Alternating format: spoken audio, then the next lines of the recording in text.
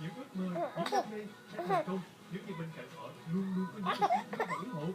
Rất nhiều những cặp tình nhân đã đến với thần tượng âm nhạc Việt Nam.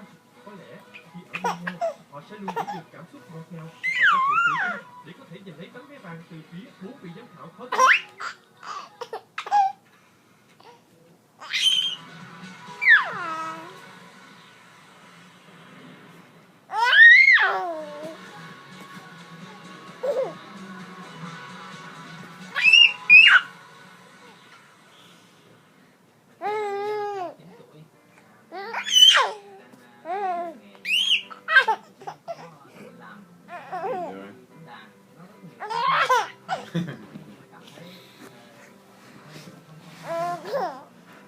She thinks that's funny, huh?